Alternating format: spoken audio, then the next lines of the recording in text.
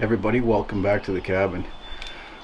Got a lot of questions on that last video, and I think I should delve deeper into all of the subjects. So basically delve a little bit deeper into my timeline, as people are reaching out and they really want to follow this path, the path that I took, and to overcome their own challenges and maybe try to live a little more self-reliant life, whether either where they are or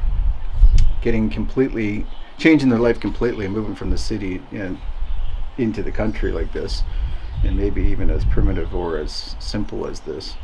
So I think it's valuable for me to delve, like I said, deeper into the entire story, complete story, because I know there's things that you can learn from it. I know just me reflecting back on it, I know I'm still learning from my mistakes. Especially, I'm just going to keep an eye on Callie. She's down in that garden where the moose attacked her the other day, and I saw another moose this morning, so they're definitely moving back into their summer territories. Anyway, I think very specifically I wanted to tell you what we did as soon as we lost that business, because I think it's important, and with the way the economy is right now, especially with inflation. And that was really, there's two ways that you can get into financial trouble. There's lots of ways, but one is simply that your expenses exceed your income, and the other one, because of your spending habits, or you lose a job like we did, or lose a business like we did. Then the other one is just inflation, eroding your purchasing power over time. Even if you have a decent job, or if you've had a job that was able to sustain you in the past, inflation is growing faster than your income is. Wages are not keeping pace with inflation, keeping pace with the high cost of living. So the main effect is that your standard of living goes down regardless of what the reason is. So either you're in a job right now, you live in a city, or you live in a town and you have a house, or you pay rent, your wage is not going up, the cost of living is going up, and that's reducing the amount of discretionary income that you have. So you don't have as much money to spend on the things you want to spend on. All that money is going towards things like groceries and rent or mortgage and gas for your vehicle and so on. So either way, your standard of living is decreasing. Now, when something catastrophic happens, like what happened to us, we needed to consciously reduce our standard of living. And that meant cutting everything that was excess in our lives. So going through all the subscriptions that we were paying, the cell phone bills, landline. I think we got rid of the landline and kept the cell phones because they were obviously more useful. We sold my wife's SUV, her Buick Enclave, and she bought a manual transmission diesel Jetta, which is it was pretty cheap. I think it was like $10,000 or $11,000 at the time. So this would be back in 2000 and what was it, 2011, yeah, early 2011. So she bought that diesel Jetta, which was very cheap, especially being a manual transmission, and then the operating costs were extremely low, even though neither one of us had a standard manual transmission vehicle in 10 years before that at least. So that was one of the moves. We sold our boat.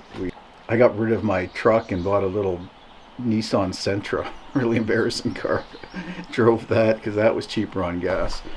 Hung my head and called a competitor, and got a job with him, even though we were rivals when I was in business.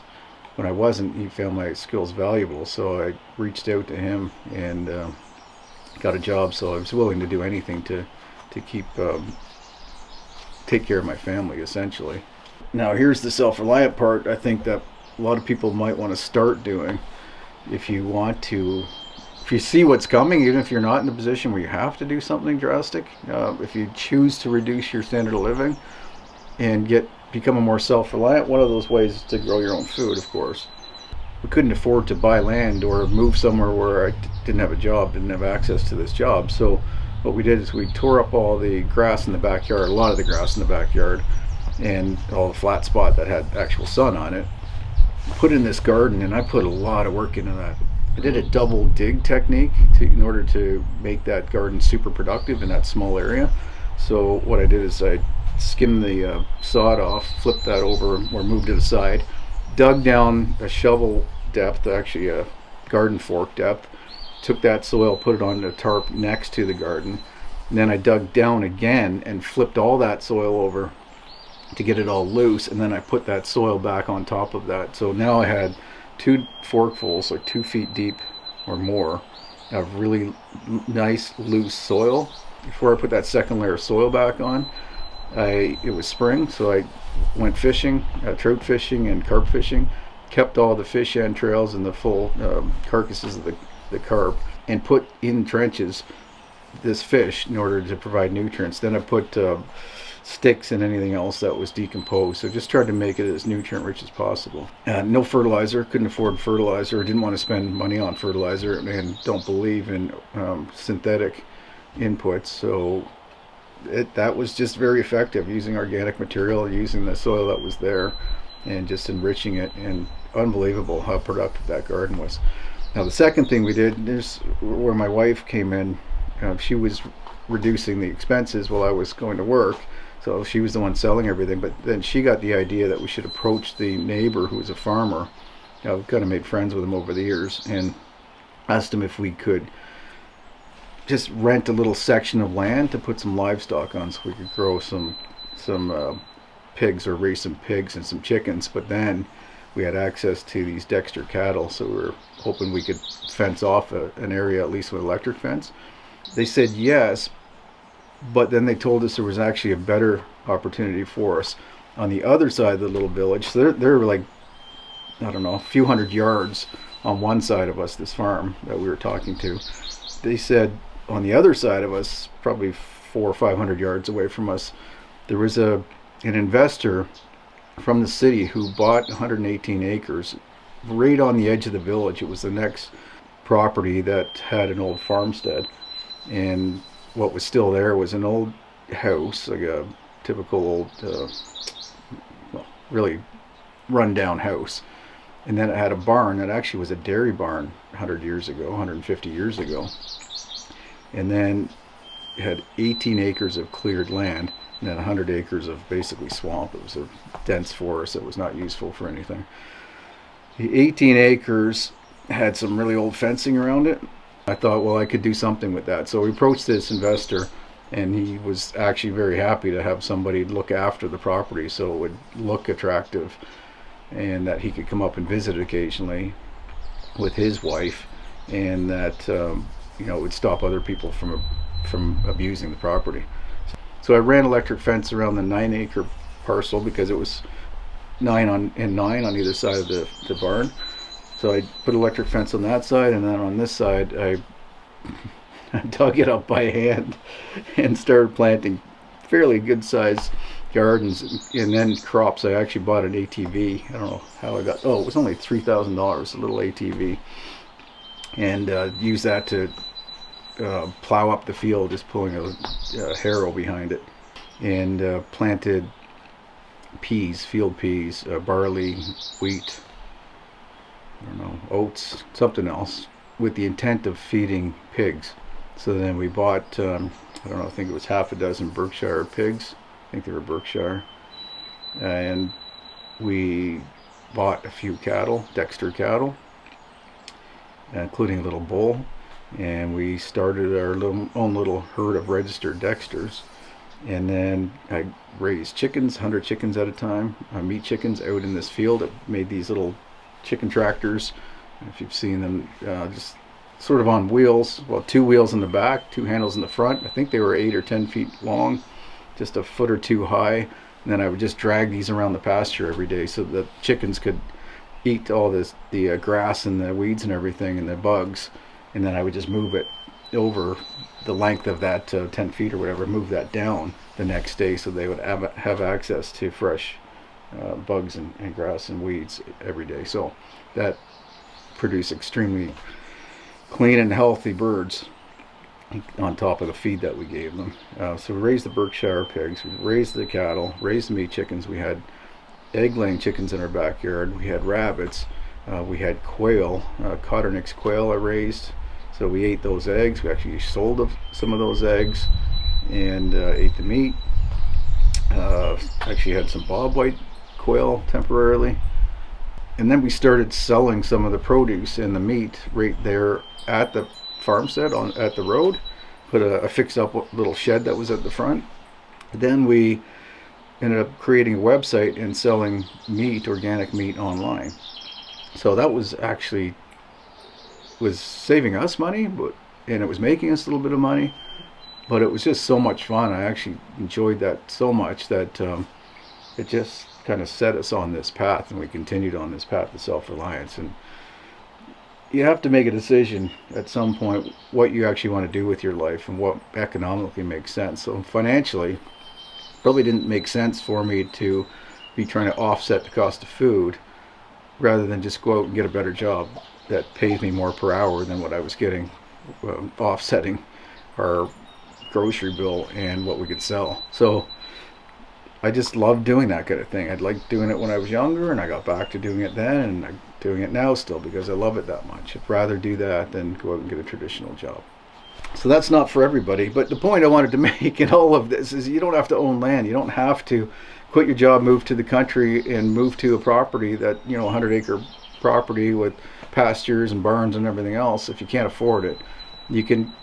I'm going to lay out in a future video very soon, actually, the 3 main different paths that you can take to self-reliance if you want to leave the city, if you want to leave modern life and de-digitize, unplug, unwind, reconnect with the way we used to be. So there's 3 paths. There's like the really cheap path that I did when I was 20, like when I moved to that property and built a small little log cabin, practically lived for free. There's the last version where I was able to buy the piece of property and buy some tools and some building materials and build that cabin. And then there's this version where obviously spent a lot more on this piece of property and the tools and the materials for this cabin cost more.